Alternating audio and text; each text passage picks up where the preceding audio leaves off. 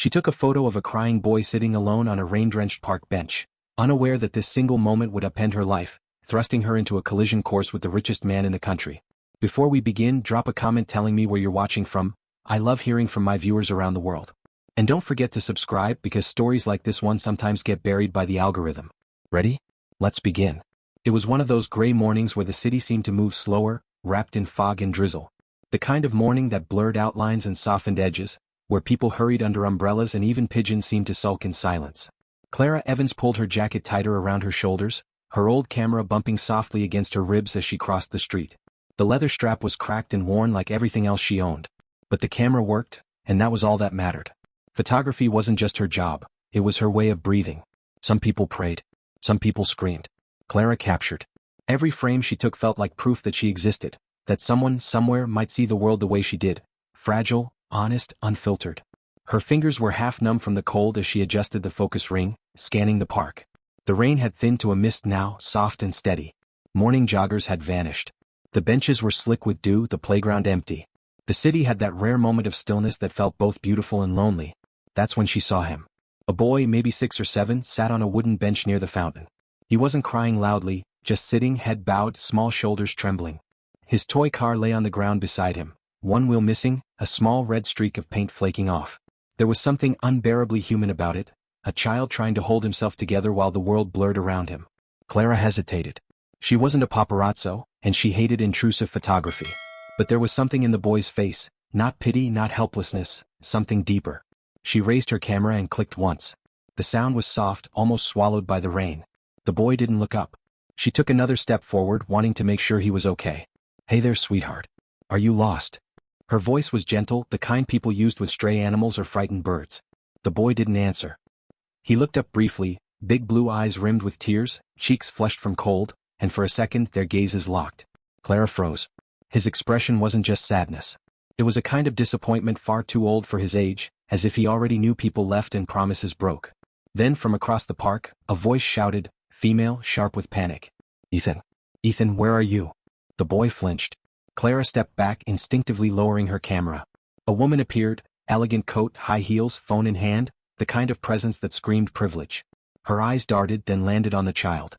"There you are. Do you have any idea how worried She stopped mid-sentence when she saw Clara. Her gaze flicked to the camera, and her expression hardened. "What are you doing?" the woman demanded. "Did you take a picture of him?" Clara blinked, startled by the hostility. He looked upset. "I just wanted to make sure he was okay." "Delete it," the woman snapped, stepping forward. Her perfume was sharp, expensive. "Now." "I don't," Clara started, but the woman was already grabbing the boy's hand, yanking him upright. "Come on, Ethan. We're leaving." The child glanced back once at Clara, a small, sad flicker of apology in his eyes. Then they were gone, the woman's heels clicking away down the path, the boy trailing behind her like a ghost tethered to silk. Clara stood frozen, rain gathering on her hair. She lowered her camera slowly, heart still thudding. She replayed that look, that tiny, unguarded moment, and felt something twist inside her chest. It wasn't about money or status or news. It was about a child who looked like he'd already learned that love could be conditional. She sighed, rubbing her face with cold fingers. "Nice work, Clara," she muttered. "Now you're the villain." Still, as she scrolled through her camera roll under the weak light of her umbrella, the image stopped her cold.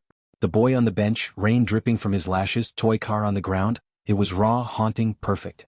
The kind of image that spoke louder than words. She hesitated. Then she added it to her folder titled Human Stories. By the time she reached her apartment, her jeans were soaked and her hair stuck to her face. The building smelled faintly of mildew and instant noodles, the perfume of the struggling. She kicked off her shoes, tossed her jacket on the couch and switched on her laptop. The screen glowed to life, casting soft light on the cluttered space around her. Empty coffee mugs, unpaid bills, a dying plant she kept forgetting to water. She uploaded the day's shots, editing absent-mindedly. The boy's photo appeared on her screen again and she leaned closer, studying it. Something about the light, the vulnerability, it made her throat tighten. "You tell a story without saying a word," she whispered. Her social media account, Clara Evans Photography, had a modest following, a few thousand people who appreciated emotional realism. She hesitated before posting. The caption she typed was simple. "Sometimes even the smallest hearts carry the heaviest weight." She hit upload. Then she closed the laptop, made tea and curled on the couch. The city hummed outside. Somewhere, people were falling in love, breaking up, being born, dying, and she was just here waiting for something to happen. It did. The next morning her phone wouldn't stop buzzing. Dozens of notifications flooded in. Mentions. Follows. Messages. Confused, she blinked at the screen. Her photo had gone viral. Shared thousands of times. The comments ranged from heartbreak to fury. That child's eyes, my heart. Where were his parents? This is the most powerful image I've seen all year.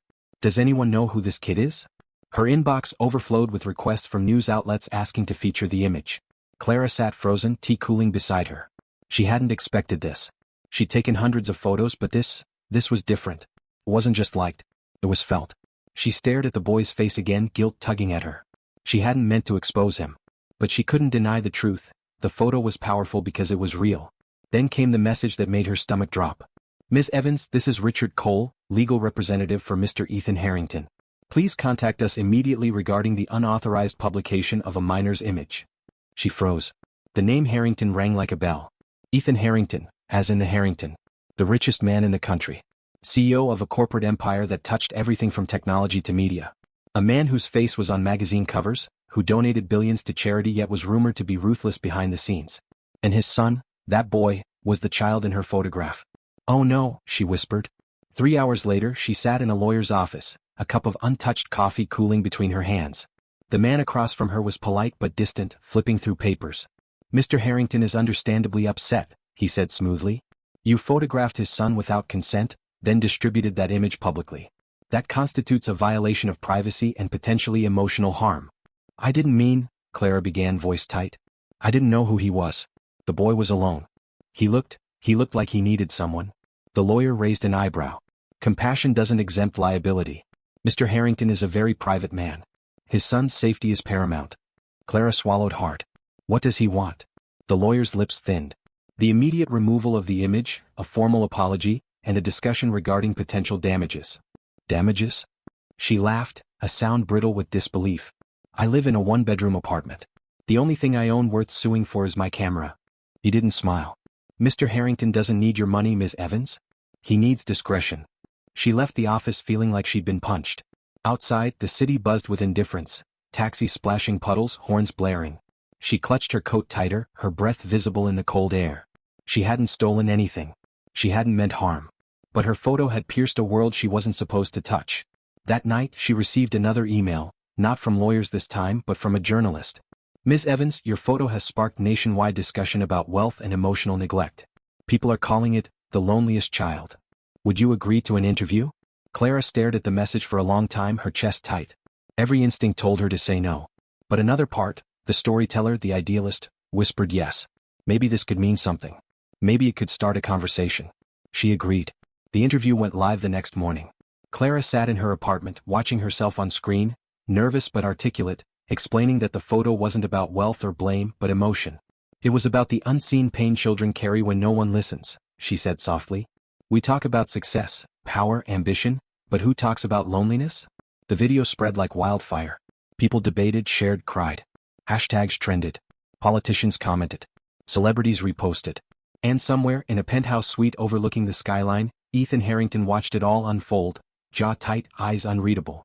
Clara had no idea that her face now occupied the same digital space as his. That her name was being whispered in boardrooms and family meetings. That the richest man in the country, used to commanding nations and markets, had just learned what it felt like to lose control. 2 days later she was followed. At first she thought she was imagining it, a sleek black car parked across the street, engine idling too long. The same car appearing outside her building when she came home that night. When she turned, its headlights dimmed and it drove away. By morning an envelope had been slid under her door. No return address. Inside, a single sheet of thick cream paper. You've been summoned to meet Mr. Harrington. Tomorrow. 10 a.m. Harrington Tower, 58th floor. Do not bring your camera. No signature. No threat. But the tone was clear, not a request. Clara's heart pounded. Every instinct screamed to ignore it. But curiosity, that fatal trait of storytellers, wouldn't let go. She had taken one photo. And now, somehow, it had reached the highest towers of power. She stared out her window at the skyline cutting through gray clouds. The city felt bigger than ever and she felt impossibly small. She whispered to herself, "What have you done?" The rain started again, soft and relentless, like a heartbeat she couldn't quiet. The next morning, Clara stood in front of the glass monolith known as Harrington Tower. 58 floors of tinted windows reflected the city's skyline like a mirror, cold, impenetrable, perfect. Her heart hammered in her chest. She was out of place here, surrounded by men in tailored suits and women in heels sharp enough to cut marble. Her thrift store coat and frayed shoulder bag made her look like she'd wandered into the wrong world. And maybe she had. The security guard at the front desk barely looked up. Name? Clara Evans, she managed. He typed, frowned, then picked up a phone. After a few murmured words, he nodded toward the elevators. 58th floor. He's expecting you. She didn't need to ask who. The name hung unspoken, heavy as the rain clouds gathering outside. The elevator doors slid shut, sealing her inside a capsule of glass and chrome. As it ascended, the city fell away beneath her, replaced by endless reflections of herself, nervous eyes, clenched jaw, a flicker of defiance. By the time the doors opened, her pulse was a drumbeat. The receptionist led her down a corridor lined with abstract art that probably cost more than her entire apartment building. The floor-to-ceiling windows offered a panoramic view of the city, but Clara barely noticed. Every step felt like walking deeper into someone else's kingdom. Mr. Harrington will see you now. The office was vast. Minimalist furniture, a wall of glass, and a single man standing with his back to her. His silhouette was unmistakable. Broad shoulders beneath a tailored charcoal suit, hands clasped behind him, posture radiating quiet authority. He didn't turn immediately, and for a moment she wondered if he was making her wait on purpose. Then he spoke. Do you always photograph children without consent, Ms. Evans? The voice was smooth, precise, every word measured, deliberate. When he turned, she felt an involuntary shiver. Ethan Harrington was younger than she expected, mid-30s perhaps, with sharp features softened only by exhaustion. His eyes were gray, the color of storm clouds, and they didn't blink often. There was no rage in them, only control. Clara straightened, forcing her voice steady. I didn't know who he was. He was alone. Crying. I took a photo of a moment, not a family secret. Your moment, he said evenly, walking toward her, has been viewed over 40 million times. My son's face is on every news site, every gossip page, every activist's feed. Do you have any idea what that does to a child?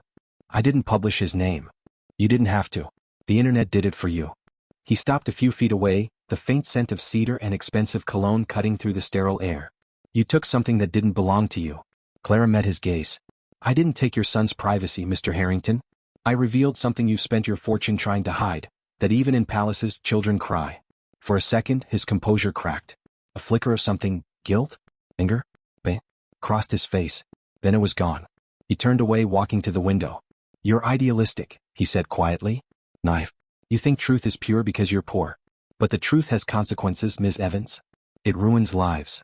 So does silence, she replied. He looked at her over his shoulder. I could end your career with one phone call. Then why haven't you? He didn't answer right away. The question hung in the air like static. Then, almost reluctantly, he said, because I wanted to see what kind of person you are. Clara's throat tightened. And what did you decide? His eyes studied her, not cruelly but clinically, as if she were a puzzle. I haven't yet. He gestured toward a chair. Sit. She did, though every instinct told her to run. He circled his desk and sat opposite, folding his hands. My son's name is Oliver. He's 6.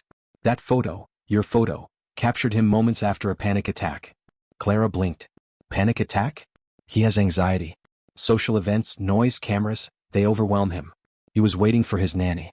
She lost sight of him for 2 minutes, and that's when you appeared. His tone softened just slightly. You saw a story. I saw a terrified child. Guilt prickled under her skin. I'm sorry, she murmured. If I'd known. You didn't? I understand that. His gaze flicked to her camera bag. You're not the first person to turn pain into art. But you might be the first whose intentions weren't malicious. That caught her off guard. Then why summon me like a criminal? Because intention doesn't erase impact, he said. And because I'm not sure yet if I believe you. They stared at each other in silence. Outside, thunder rolled faintly. Finally, Ethan sighed, leaning back. Tell me, Ms. Evans, what were you hoping to achieve? Fame? Money? Moral validation? None of those, she said, heat rising in her chest. I wanted to remind people that feelings matter. That loneliness exists even in the people we assume have everything. He studied her a long moment. You talk like someone who knows loneliness well. The words hit closer than he realized. Clara looked away. Everyone does. Some of us just don't have the luxury of hiding it. A silence stretched between them, not awkward but heavy. Finally, Ethan stood, crossing to a sideboard where a decanter of amber liquid waited. Drink? It's 10 in the morning. So it is, he said, pouring only one glass. He didn't offer it. My PR team wants me to destroy you publicly. They think it will set an example. Clara's stomach dropped. And you? I'm still deciding. He turned, glass in hand.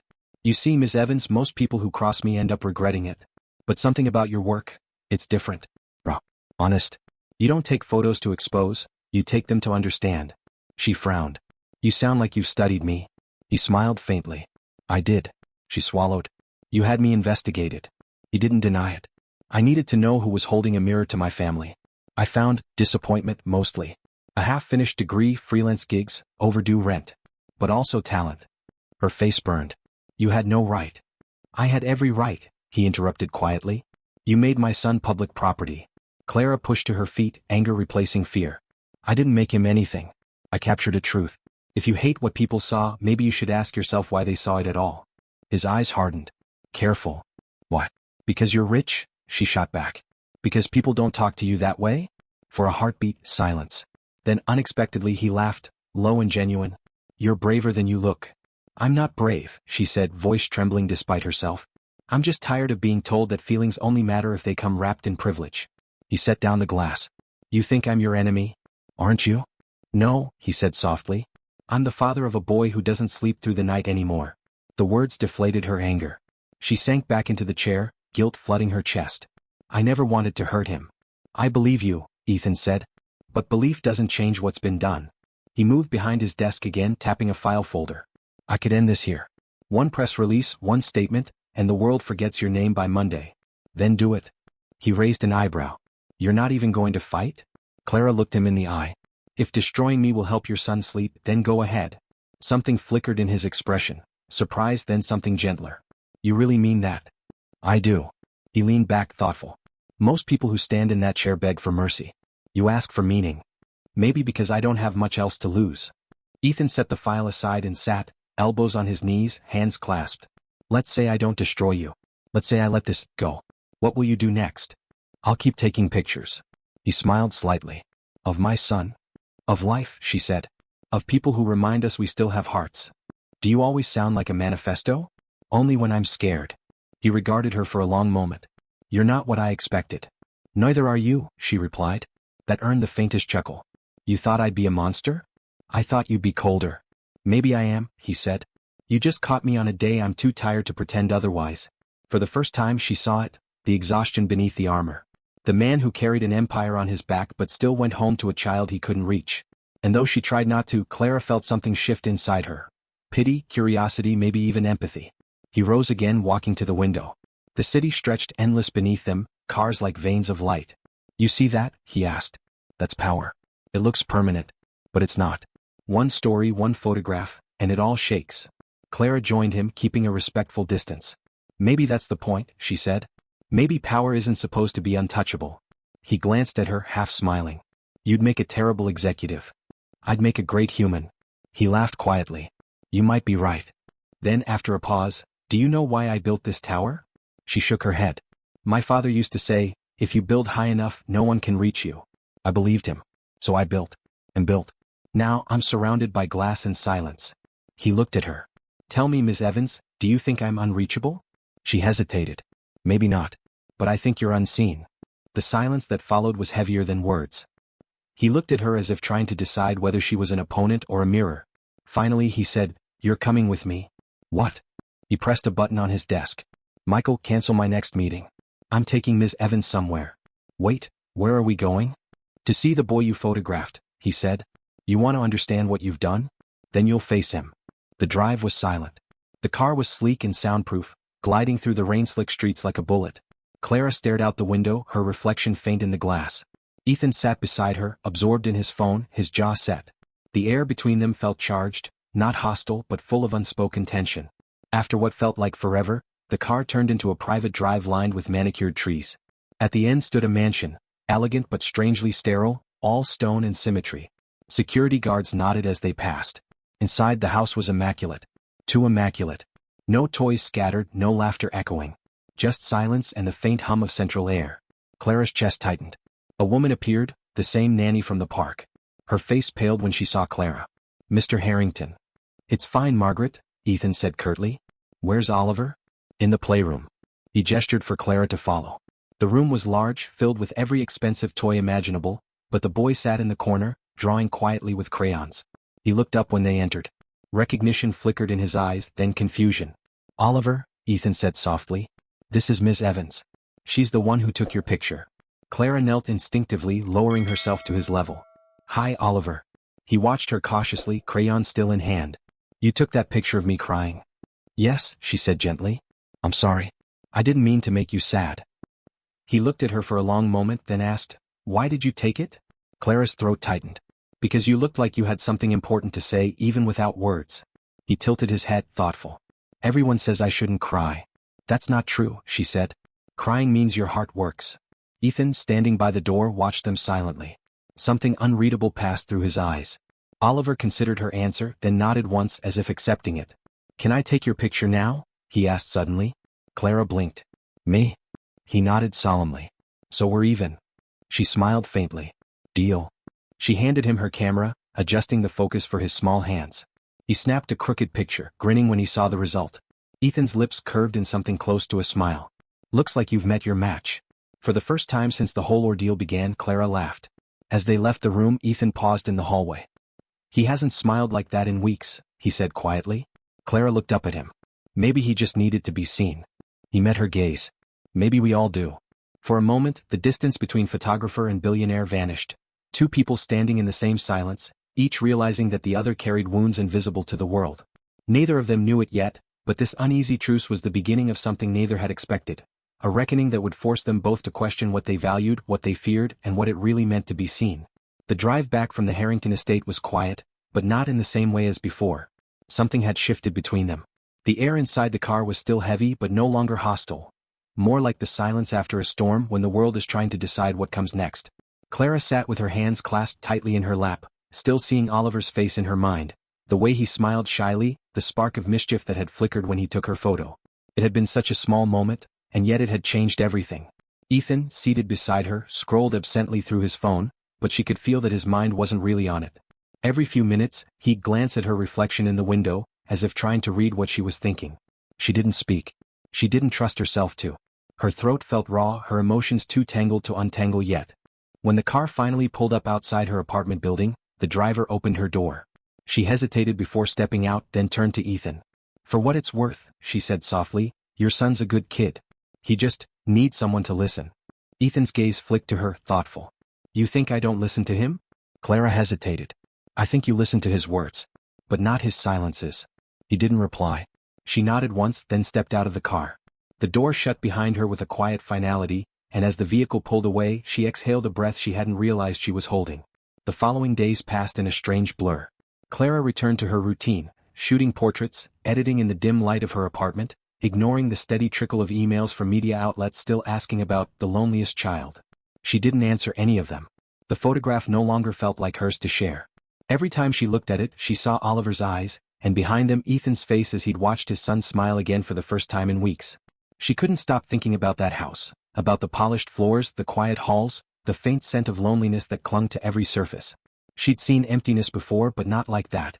This was the kind that came from having everything except peace. On the third night after their meeting, she sat at her laptop, staring at an empty email draft. Her fingers hovered over the keys. She wanted to write to him, to thank him for not destroying her, maybe even to apologize again. But what would she say?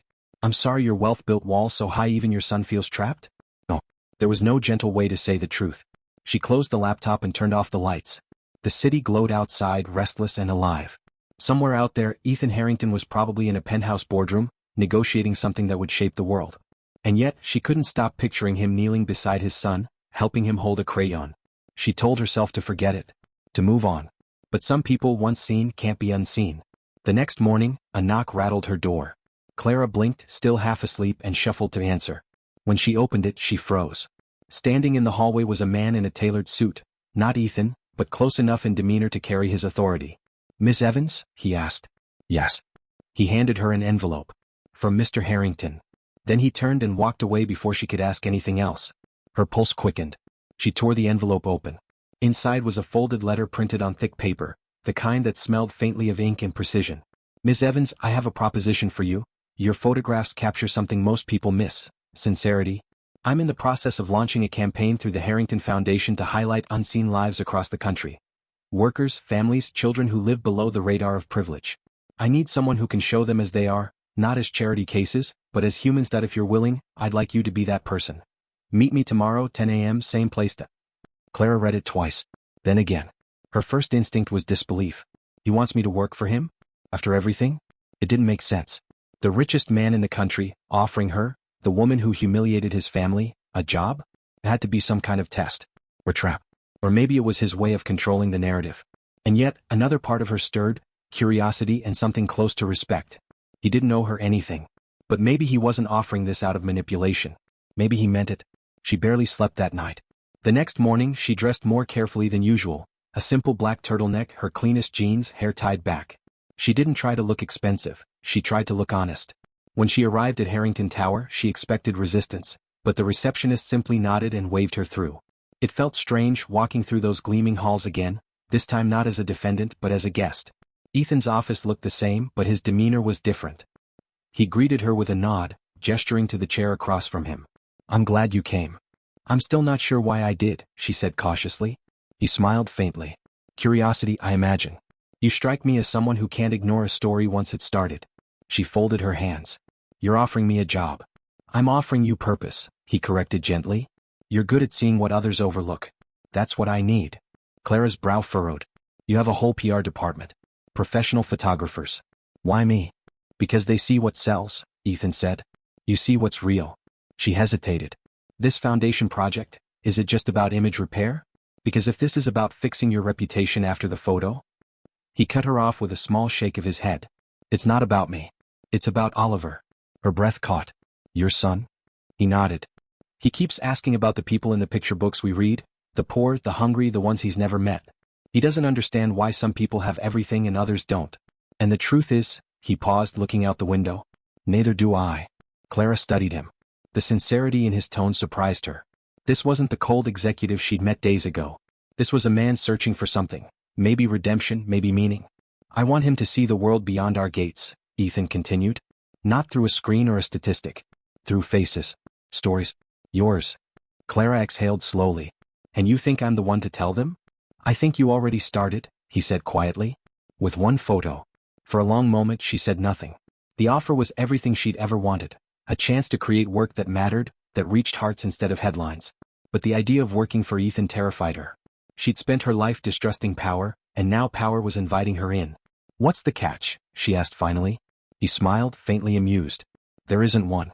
Unless you count having to tolerate me." She smirked despite herself. "That might be a deal breaker. Then I'll try not to make it unbearable." By the end of the meeting she agreed, reluctantly, hesitantly, but agreed nonetheless. The contract arrived later that evening via email. It was professional, generous, and surprisingly fair. She'd retain full creative control, as long as the images aligned with the foundation's purpose. Her pay was more than she'd ever earned in her life. Still, she couldn't shake her doubts. People like Ethan Harrington didn't offer kindness without reason. But for now she decided to believe that maybe, just maybe, this was real. The first week of working together was awkward. Clara met with Ethan daily, reviewing locations and discussing ideas. He was meticulous, punctual, and almost unnervingly calm. Their conversations were professional but charged with an undercurrent of something unspoken, a strange tension that hovered just beneath civility. He never raised his voice, never lost control. But every once in a while she'd catch him watching her, not with judgment but curiosity. Like he was trying to solve a mystery he couldn't name. And she wasn't immune to it either. Beneath his perfection, the suits, the authority, the restraint, she saw glimpses of humanity. The way his voice softened when he mentioned Oliver. The way he paused to let her speak even when he disagreed. He was complicated. And that was dangerous. One afternoon they drove out to the outskirts of the city to visit a community shelter the foundation supported. Clara took photos while Ethan met with the director. When she finished she found him outside, standing by the fence, watching a group of children play soccer in the mud. "They look happy," she said quietly, joining him. "They are," he replied. "They have nothing and yet they laugh like the world belongs to them." "Maybe it does," she said softly, snapping another photo, his profile against the gray sky, the faint smile tugging at his lips. He turned slightly. "Did you just photograph me?" "Maybe." He shook his head, but there was a hint of amusement in his eyes. "You really can't help yourself, can you?" "No," she said. "And neither can you." He frowned. "What do you mean?" "Trying to control everything," she said.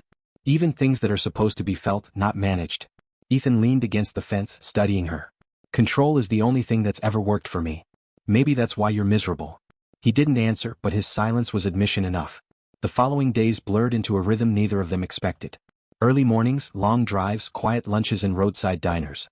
Clara photographed small-town life while Ethan handled logistics, but somehow their paths kept crossing, always with friction, always with sparks. One evening, after a long shoot in a coastal town, they stopped at a small cafe. The power had gone out from a storm, so the only light came from candles flickering on the tables. Clara sat across from him, camera resting beside her tea. "Do you ever miss it?" she asked suddenly. "Miss what?" "Normal life. Before all this." He considered. "I don't remember what normal ever was. Maybe that's the problem." He looked at her, eyes glinting in the candlelight. "And what's yours?" "Believing that people like you still have hearts." For a second neither moved. The air between them thickened, full of unsaid things. Then Ethan smiled faintly. "You're not afraid of me anymore."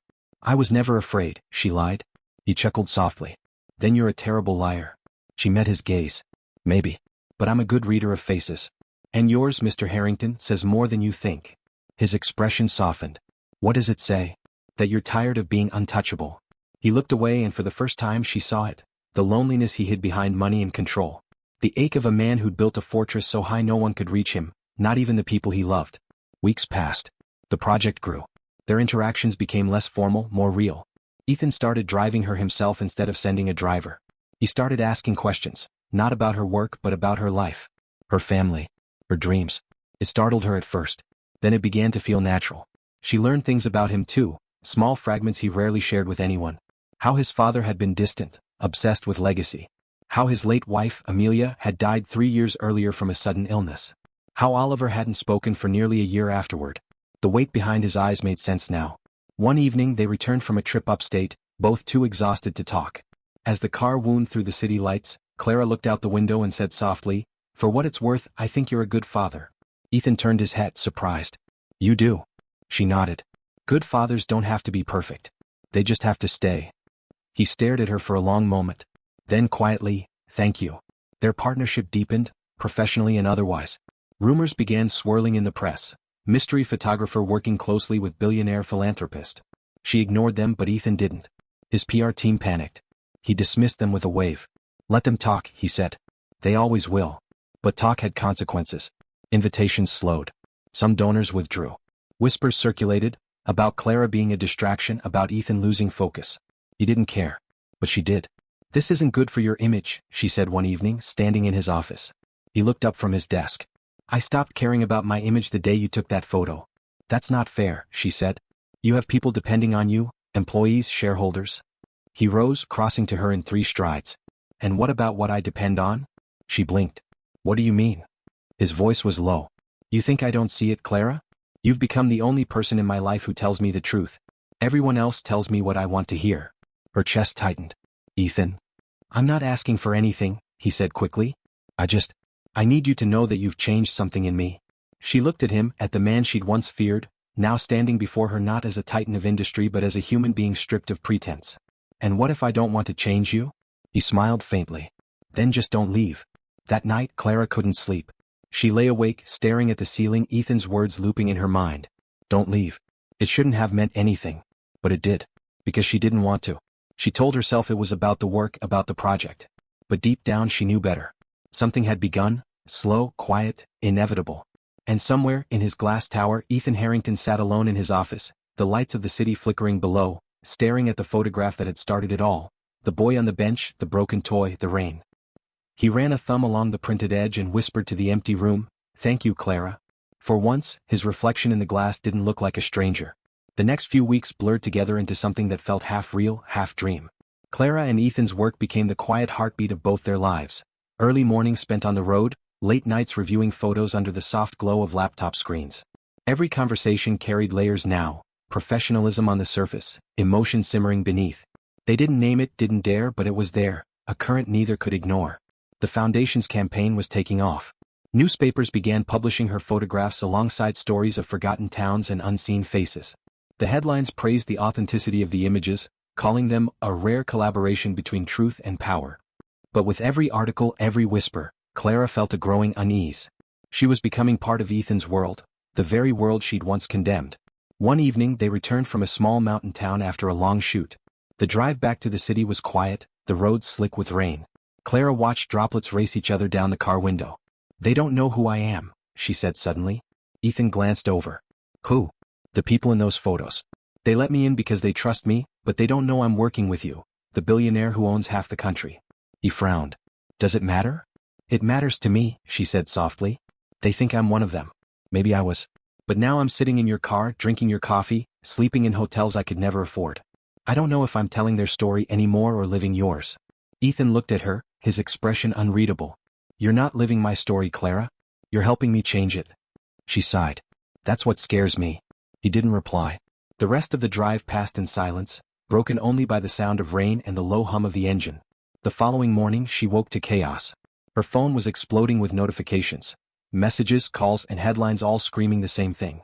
Billionaire's secret affair with controversial photographer? Harrington heiress project or hidden romance? Photos of her and Ethan leaving the foundation office together filled the screen. Her laughing at something he'd said, his hand briefly on her shoulder as they crossed the street. Her stomach dropped. The images weren't incriminating, but the captions were merciless. They spun a narrative she hadn't written, one that could destroy everything they'd built. She called him immediately. He answered on the second ring. I've seen it, he said, voice calm but clipped. Ethan, they're saying. I know. Your PR team. Already working on it. Stay off social media. Don't respond to anything. Are they blaming me? Pause. Some of them. Her chest tightened. Of course they are. The poor woman with a camera, she must be the problem. Clara. No, she said sharply. You can handle bad press. I can't. They'll twist everything. They'll say I used you, that I wanted attention. Let them talk. His tone softened. I'll handle it. But that wasn't enough. She hung up and stared at the wall, the weight of humiliation pressing down on her. The comments were brutal, strangers dissecting her face, her past, her worth. They called her names, accused her of manipulation, questioned her talent. By noon she'd shut off her phone. Ethan arrived at her apartment that evening, ignoring the rain pouring down outside. Clara opened the door reluctantly, her face pale, eyes tired. You shouldn't be here, she said. They're watching everything. I don't care. He stepped inside. His coat was soaked, his expression grim. You shouldn't be facing this alone. She crossed her arms. I told you this would happen. People like me don't belong in your world.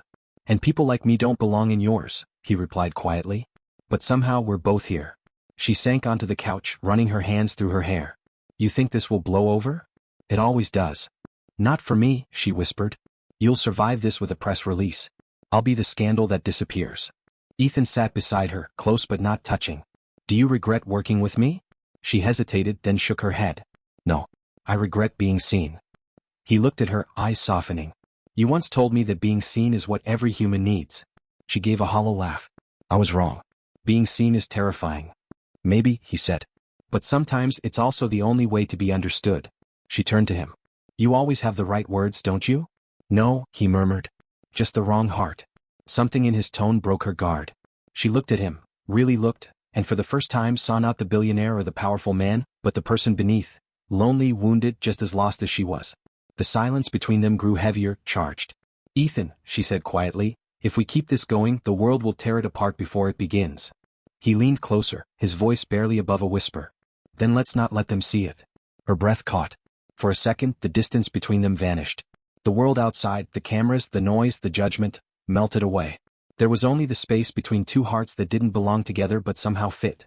And then she stood, stepping back. No. This isn't right. He didn't move. Why not?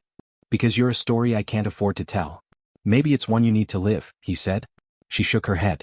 I came into your life to take pictures, not to become one. For a moment, neither spoke. Then Ethan stood slowly, his jaw tight. If that's truly what you want, I'll respect it. She looked away, her throat aching. It's not about what I want. Then what is it? It's about who I am, she said. And I don't know that anymore. The days that followed were colder. They continued the project, but something fundamental had shifted. Their conversations became shorter, their glances fleeting. Clara threw herself into her work, photographing everything and everyone but him. The campaign continued to gain momentum, but her heart wasn't in it. Ethan noticed. He always did. You're pulling away, he said one afternoon as they packed up equipment. I'm doing my job. That's not what I mean. She zipped her camera bag without looking up. You wanted honesty. Here it is. I can't keep doing this if I don't know what we are. He hesitated. What do you want us to be? She met his gaze. Real. He exhaled slowly. And if the world doesn't allow that? Then we let the world talk and keep living anyway. His eyes softened. You've become braver since I met you. No, she said quietly. I've just stopped being afraid of the truth. For the first time in days he smiled. It was small, almost invisible, but it reached his eyes. Then maybe there's hope for both of us. That evening he called her to the Harrington Foundation's headquarters. When she arrived, he was standing in the gallery hall, the same place where they'd planned to hold the public exhibition of her work. The walls were covered in her photographs, printed in breathtaking detail. Faces of strangers stared back, raw, emotional, unfiltered. Clara stopped in her tracks. You finished it? He nodded. It opens next week. But I wanted you to see it first. She walked slowly, tracing her fingers along the edge of one print. It's beautiful, she whispered. They look alive. They are, Ethan said. You gave them that. Her eyes found one photograph at the far end of the hall. It was Oliver, smiling at the camera, sunlight in his hair. She turned to Ethan, startled. You printed this? He asked me to, Ethan said quietly. He wanted people to see that he's not the loneliest child anymore. Clara felt tears prick her eyes. He's not. No, Ethan said softly. He's not. They stood in silence, surrounded by faces that told stories words never could. Then Ethan said, You were right, you know. About what? About power. About control. I built a tower to keep the world out. But you showed me that maybe I built it to keep myself in. She looked at him. So what now? He smiled faintly. Now I start tearing it down. The opening night arrived like a storm. Reporters, socialites, philanthropists. The entire city's elite crowded into the gallery. Clara felt out of place again, standing in borrowed heels, surrounded by people who spoke in donations and deals. But this time she wasn't alone. Ethan stayed by her side, guiding her through the crowd, introducing her to people who'd only ever known her as a headline. The murmurs softened. The whispers shifted. Slowly the story was changing. Halfway through the evening, a young journalist approached her. Ms. Evans, your photographs have changed how people see empathy in modern philanthropy. How does it feel to stand here tonight, knowing you started all this? Clara glanced at Ethan, then back at the reporter. It feels like being seen, she said simply. And finally being understood. Ethan's hand brushed hers, not enough for cameras to notice, but enough for her to feel it. For a fleeting moment, everything else faded, the noise, the flashbulbs, the past. Whatever came next, they would face it together. And somewhere across the gallery, Oliver laughed, bright and unburdened, as he showed his nanny the picture he'd taken months ago. Clara's face, blurry and off-center, smiling through the rain. The gallery's lights dimmed as the final guests trickled out. Clara stood before the largest photograph, Oliver's portrait, bathed in soft golden light. The room was quiet now, the buzz of praise replaced by stillness. Her reflection shimmered faintly against the glass frame, her eyes glistening with pride and exhaustion. Ethan stepped beside her, hands in his pockets. He'd be proud, he said quietly. She smiled faintly. He already is. He kept showing everyone that photo he took of me. Said it made him feel brave. Ethan's expression softened. He's not the only one you made brave. She looked up at him, startled by the vulnerability in his voice. Ethan. Before she could say more, a voice cut through the quiet. Mr. Harrington. They turned. A man in a dark suit approached, carrying a tablet. His tone was clipped, businesslike. You need to see this. Ethan took the device, his eyes scanning rapidly. The color drained from his face. What is it? Clara asked. He hesitated, then handed it to her. On the screen was a breaking news headline. Harrington Foundation under investigation. Whistleblower claims misuse of funds. Clara froze. Is this real? It's complicated. Ethan's jaw tightened. The timing couldn't be worse. The article detailed allegations that millions from the foundation's accounts had been misappropriated into offshore holdings. The words painted a devastating picture. Greed, corruption, betrayal. Her photographs were mentioned too, as evidence of a publicity campaign to cover internal misconduct. She felt her stomach twist. They're using my work to destroy you. He exhaled slowly. They're not wrong about one thing. Someone inside the company is leaking information. But I don't know who. Can't you trace it? I'm trying. But the press moves faster than truth. Clara's hands trembled. Ethan, this could ruin everything, your reputation, the foundation. He looked at her, eyes dark. And you? The next 48 hours were chaos. News vans surrounded Harrington Tower. Former associates gave interviews. Anonymous sources claimed the leaks had been a long time coming. Hashtags trended across social media. Hashtag Harrington scandal, hashtag charity fraud. Every photo Clara had taken for the foundation was now being dissected as part of a cover-up. She shut herself inside her apartment, watching the headlines roll by like a nightmare. The media wasn't just questioning Ethan's integrity, they were questioning hers. Some called her complicit.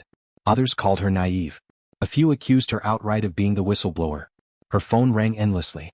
Reporters. Former clients. Even friends she hadn't spoken to in years. She ignored them all. Until Ethan called. "Clara, I need to see you," his voice said through the static. "Now." When she arrived at his office, the tension in the air was palpable. His legal team had been camped out for hours. She could hear fragments of conversation, phrases like damage control, asset protection, public statement. Ethan stood by the window looking out over the stormy skyline. When he turned, she saw exhaustion etched into every line of his face. "You shouldn't have come," he said quietly. "You asked me to." He nodded slowly. "And now I regret it. The press is already tearing you apart. Being seen with me won't help." "I don't care," she said. "Tell me what's happening." He hesitated, then crossed to his desk and opened a folder.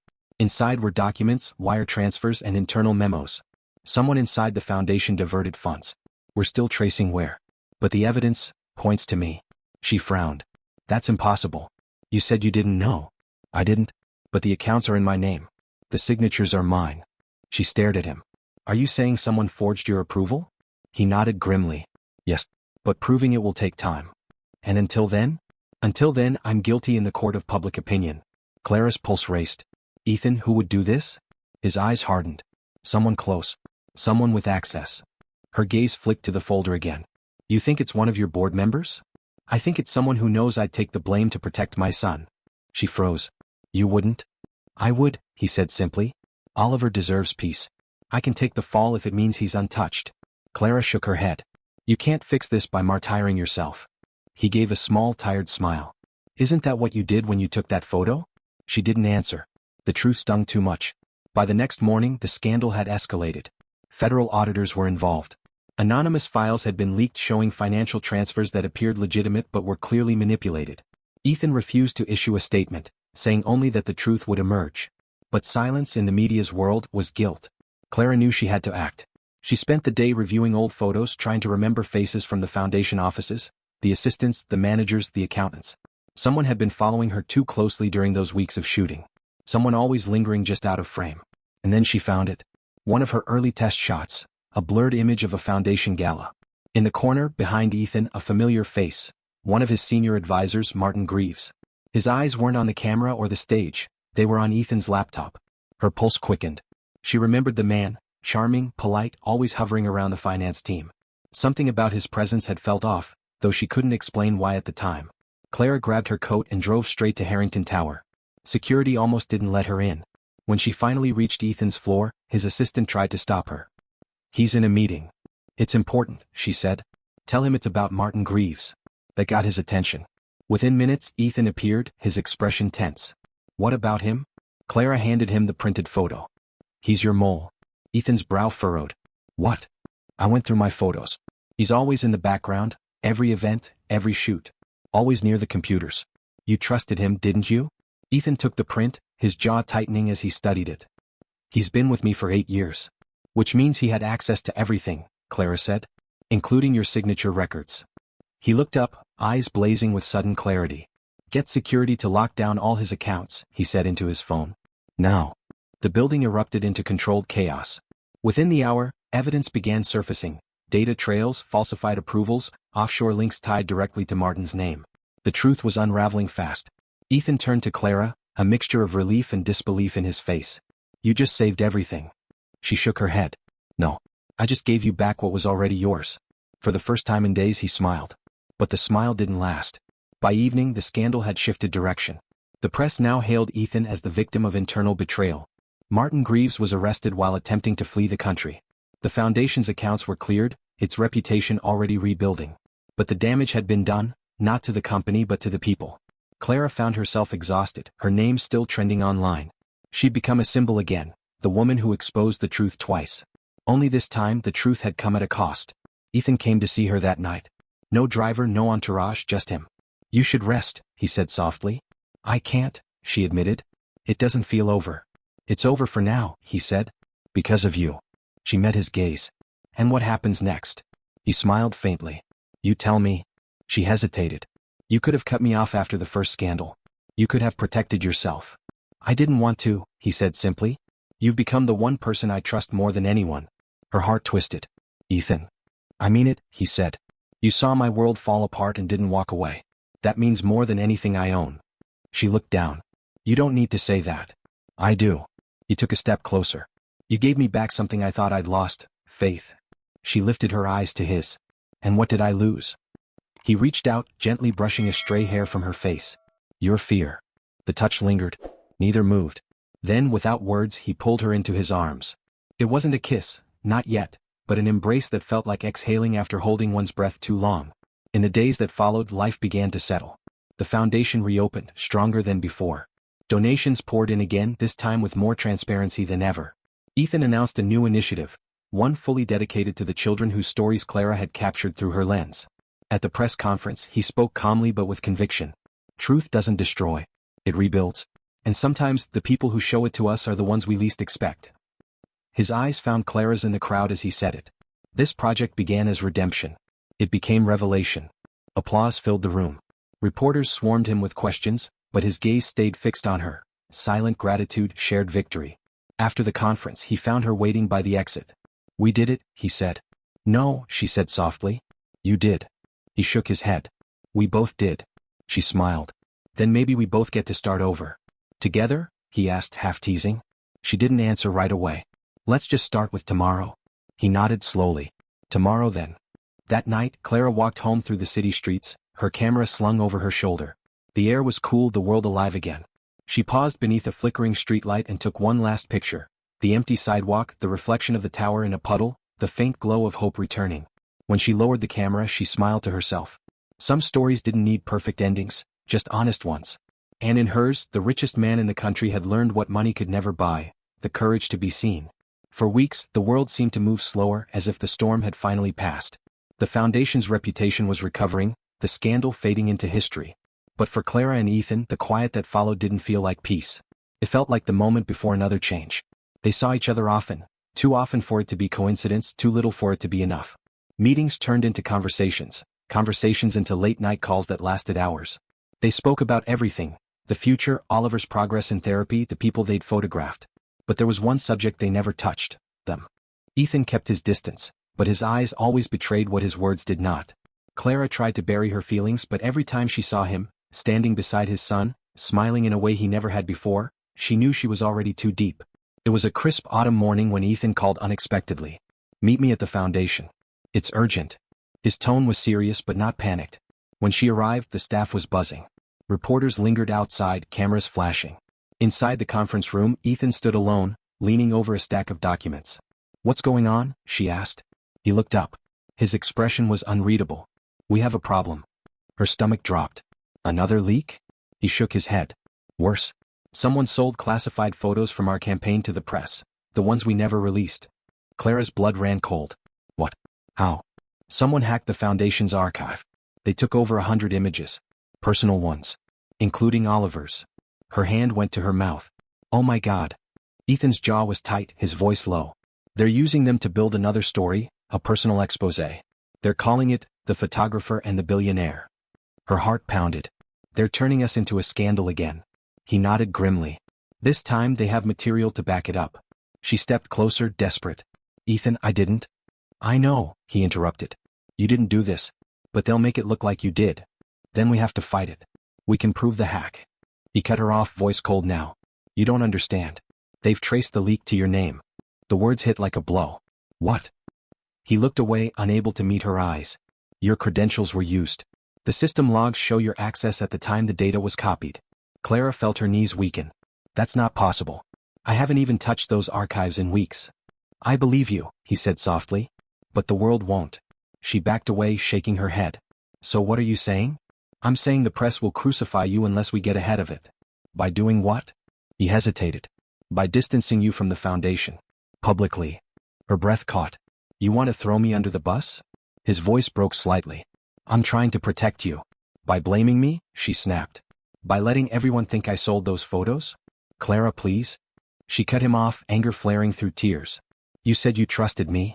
I do, he said, stepping closer. But this isn't about trust. It's about damage control. If I defend you publicly, they'll go after you harder. But if I make it look like I was deceived, you save yourself, she finished bitterly. Just like everyone else in your world. He flinched. That's not fair. No, Ethan. It's real. She turned toward the door, fury and heartbreak clashing in her chest. I should have known better than to think this story would ever end differently. He caught her wrist before she could leave. Please just let me explain. She pulled free, voice trembling. You already did.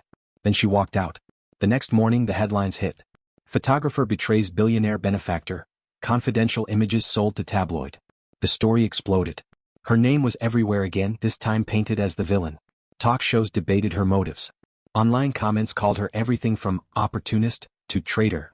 Sponsors withdrew from the foundation, and journalists camped outside her building. She stayed inside, blinds drawn, drowning in the noise. Her phone buzzed endlessly, but she ignored every call, even Ethan's. Especially Ethan's. The betrayal cut too deep. Even if he hadn't meant to destroy her, he had allowed the world to believe she did something unforgivable. It wasn't until the third night that her phone buzzed again. A single text from an unknown number. They're watching both of you. Check your inbox. Truth matters. Curiosity overpowered fear. She opened her laptop and checked her email. An anonymous message sat at the top, with a single attachment, a video file labeled proof.mp4. Her fingers trembled as she clicked. The video showed a security feed from the foundation's server room. A man in a black hoodie, face partially visible, plugging a drive into the system. The angle shifted just enough for the light to catch his features. It wasn't her. It wasn't Ethan. It was one of the foundation's new IT consultants, a man hired 2 months earlier. At the bottom of the email was a note. This was meant to bury both of you. Someone higher up wanted chaos. Her heart raced.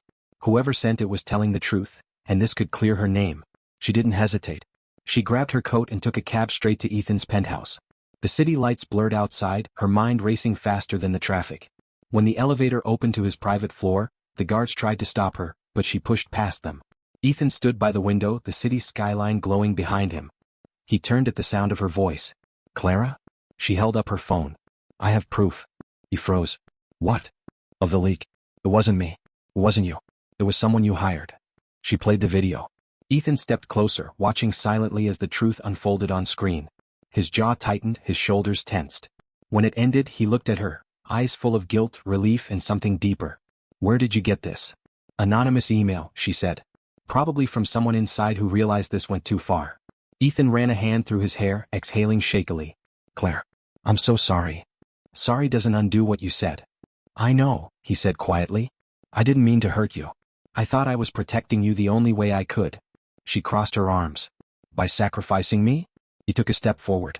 By keeping you alive. You don't know the kind of people who started this. This wasn't about bad press, it was about control. Someone wanted both of us silenced. If I'd defended you, they would have gone after you harder. She stared at him, torn between fury and understanding. You should have trusted me to fight beside you. He looked at her with something close to pain. I've spent my whole life fighting alone. I didn't know how to let anyone else in. She held his gaze for a long moment. Then slowly she said, You do now. The next day, Ethan called a press conference.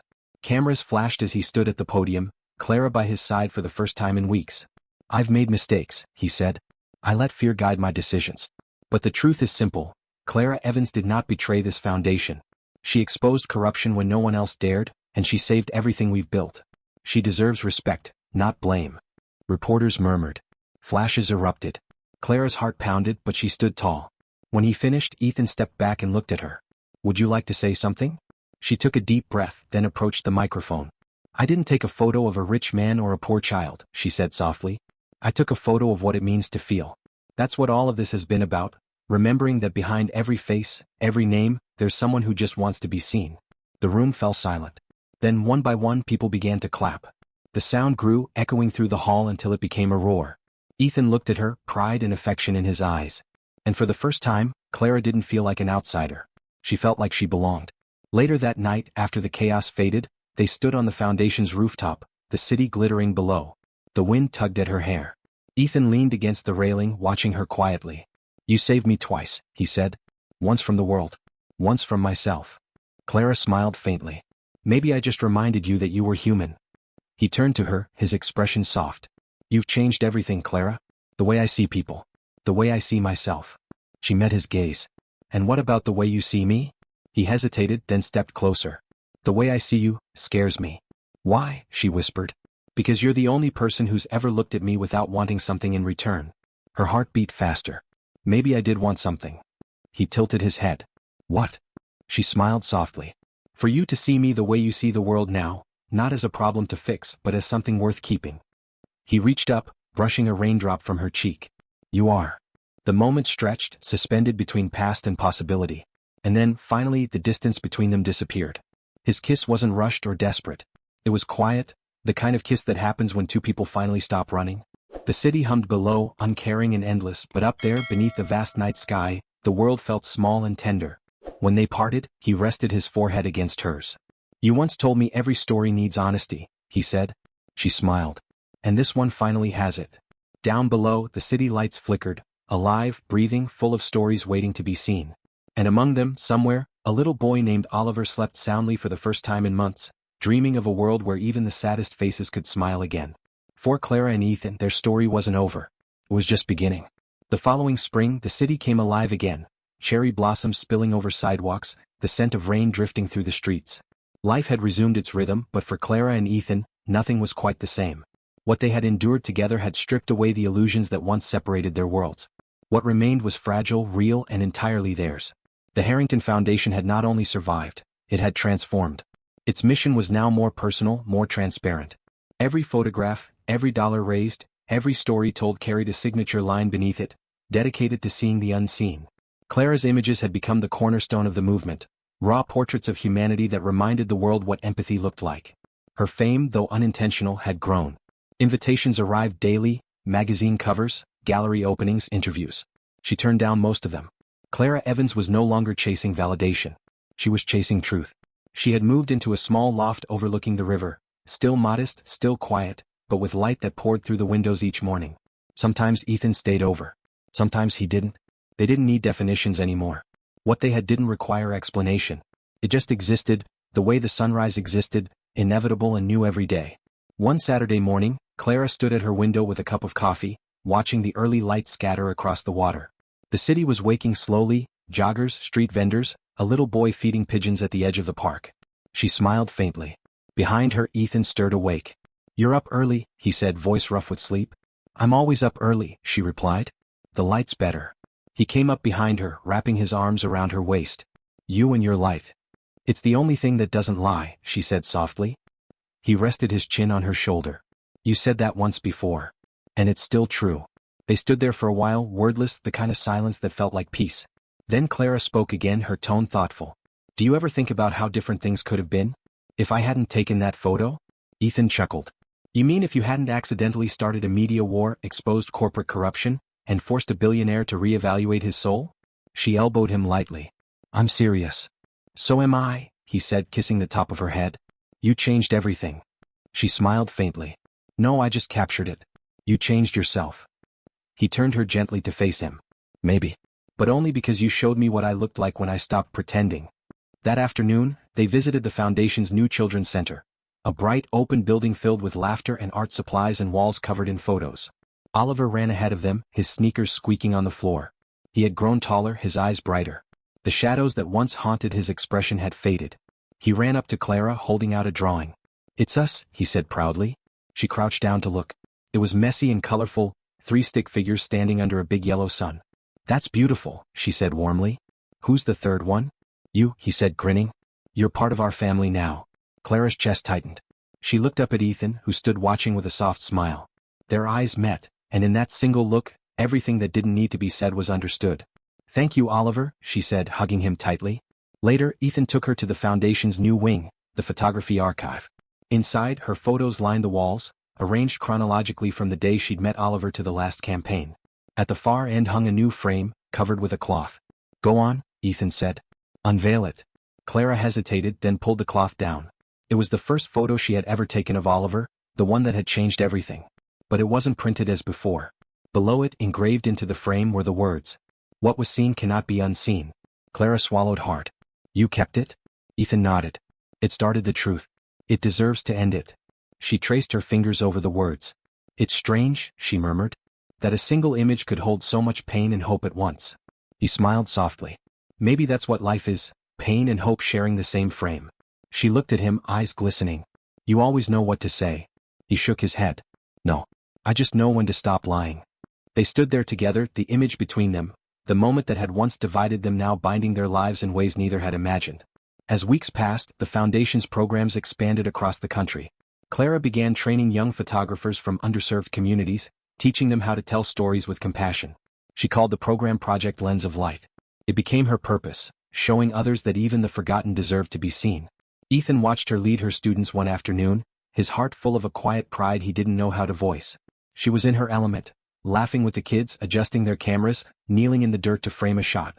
She belonged here, not in luxury, not in isolation, but in the living pulse of the world. Later, as they walked along the river, she said, "I think I finally understand why I took that photo." He looked at her. Why? Because he looked how I felt, unseen. I think I was trying to remind myself that even sadness deserves to be witnessed. Ethan's voice was quiet. And now? She smiled faintly. Now I photograph joy. Because I finally believe it's real. One evening, months later, Ethan invited her to the rooftop garden of his tower. It was the same place where they had once argued, once broken apart, and once made peace. The city sprawled beneath them, glittering under the sunset. "I've been meaning to tell you something," he said, his tone unusually nervous. She tilted her head. "You sound like a man about to confess to a crime." "Maybe I am." He smiled faintly, then handed her a small envelope. She opened it. Inside was a letter of resignation. "You're stepping down?" He nodded. "From the foundation. From the board. From everything." She stared at him. "Why?" "Because I built all of this to control the world. But you taught me that the world isn't mine to control." Her eyes softened. "What will you do?" He shrugged. "Maybe travel. Maybe start something smaller. Maybe just learn how to breathe again." "And you're sure about this?" He looked at her with quiet conviction. "For the first time in my life." Clara smiled, a mix of pride and sadness. "You're finally free." He took her hand. "We both are." Months turned into a year. Their story became one of those whispered legends. The photo that changed a billionaire's heart, the photographer who reminded him of his humanity. But neither of them chased the myth. They lived quietly, honestly, out of the spotlight. Sometimes they traveled to remote villages to document stories for charity campaigns. Other times they stayed home, content with simplicity, cooking dinner, reading by lamplight, listening to Oliver's laughter echo through the hallways. Every once in a while, Clara caught herself looking at Ethan the way she used to look through her camera, with curiosity, wonder, and gratitude. Because he wasn't a subject anymore. He was a partner. A friend. A man who had learned to be seen. And Ethan, for his part, never stopped marveling at her. The woman who had walked into his life with a second-hand camera and turned his empire into something real. The woman who had shown him that truth wasn't the enemy of power, it was its redemption. On the first anniversary of the foundation's reopening, they held a small ceremony in the new children's wing. Oliver, now 7, gave a short speech written in his uneven handwriting. His final words made everyone smile through tears. Sometimes people cry because they're sad. But sometimes they cry because they're seen. Clara's eyes met Ethan's across the room. And in that moment, everything, every hardship, every storm, every headline felt worth it. After the applause faded, Ethan turned to her. "He gets that from you." She smiled. "Maybe he gets it from both of us." They walked through the halls together, past walls lined with the faces of children they had helped, stories they had preserved. Life, imperfect and beautiful, surrounded them. As they stepped outside, the evening light caught them both in its glow. Clara lifted her camera and snapped a photo. Candid, quiet, real. "What was that for?" Ethan asked. She lowered the camera, smiling. "For the story after the ending." He chuckled. "Does every story need one?" "Yes," she said softly. "Because some truths don't stop when the credits roll." He looked at her for a long moment, then whispered, "Thank you. For seeing me when no one else did." She reached for his hand. "You were never invisible, Ethan. You were just waiting for someone to look long enough." That night, as the city lights shimmered across the river, Clara uploaded the photograph she had just taken. The title read, "The Man Who Learned to Be Seen." Within hours, it began spreading quietly across the internet. No captions, no headlines, just the image. People shared it not because of who was in it, but because of what it felt like. And so, the woman who once took a picture of a sad child closed her camera, knowing she had captured something far greater. Not fame, not tragedy, but transformation. Because in the end, she had proven one thing true. That sometimes seeing someone can save them. And sometimes it saves you too.